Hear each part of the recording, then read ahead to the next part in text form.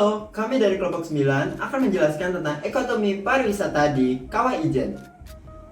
Saya Dimas Aditya Bastian. Nama saya Rosa Adila. Nama saya Muhammad Badrudin.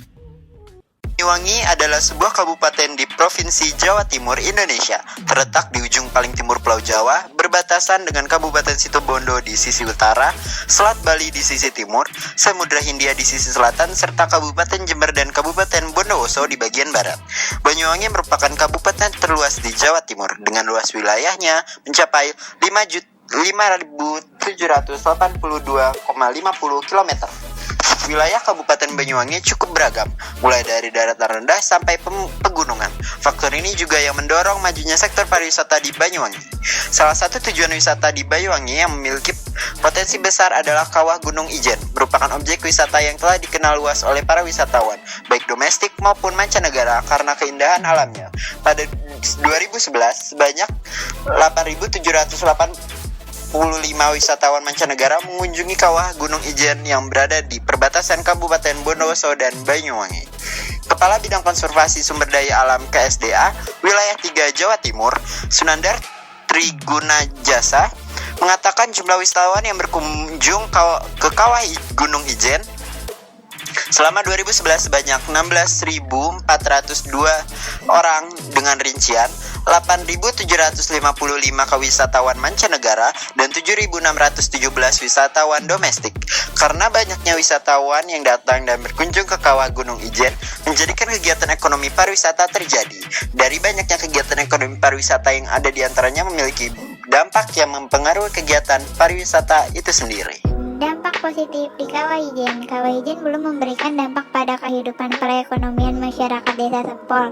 Walaupun demikian, masyarakat Desa Sempol merasakan adanya keanekaragaman pekerjaan yang berkaitan dengan kegiatan pariwisata.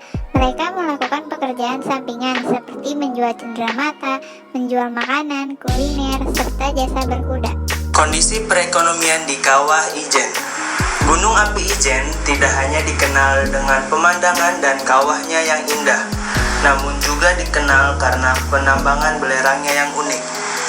Penambangan merupakan kegiatan yang dapat menimbulkan manfaat maupun dampak. Penelitian ini bertujuan untuk mengetahui nilai manfaat dan dampak penambangan tersebut, serta menghitung nilai kelayakan penambangan belerang Gunung Api Ijen. Nilai moneter yang dihasilkan oleh kegiatan penambangan belerang disebut nilai ekonomi total atau net penambangan belerang. Dampak teknologi terhadap ekonomi di Kawah Ijen. Gunung Ijen terletak di perbatasan Kabupaten Banyuwangi dan Bondowoso. Gunung Ijen merupakan salah satu gunung aktif di Indonesia dengan ketinggian 2.443 meter di bawah permukaan laut.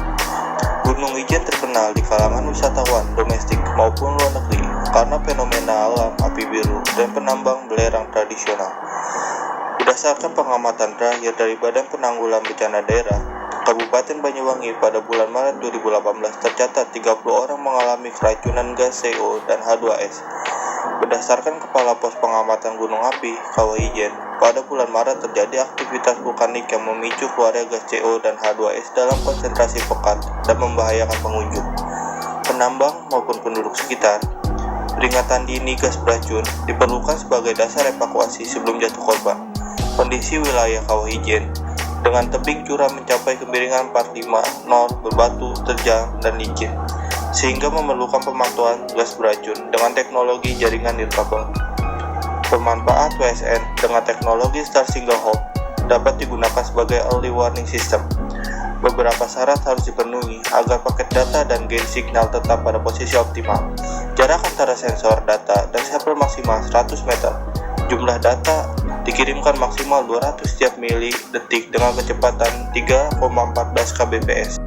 Keadaan sosial ekonomi di Kawah Ijen sangat dipengaruhi oleh tingkat penghasilan maupun kegiatan yang dilakukan oleh buruh penambangan batu belerang itu sendiri.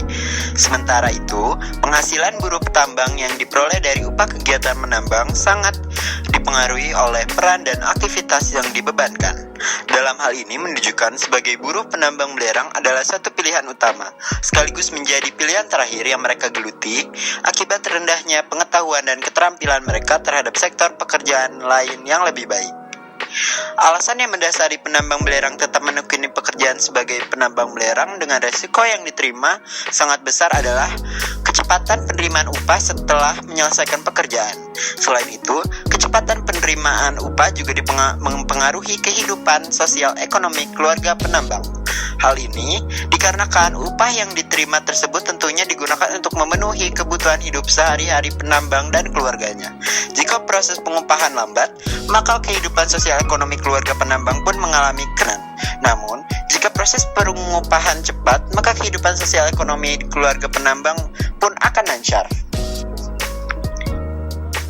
Pendapatan merupakan faktor yang sangat penting bagi masyarakat desa Taman Sari karena desa tersebut mayoritas atau hampir sebagian penduduknya bekerja sebagai buruh penambang. Profesi sebagai penambang belerang tentunya suatu tuntutan hidup yang sangat berat karena keadaan hidup mereka benar-benar menggantungkan nasibnya kepada keadaan alam.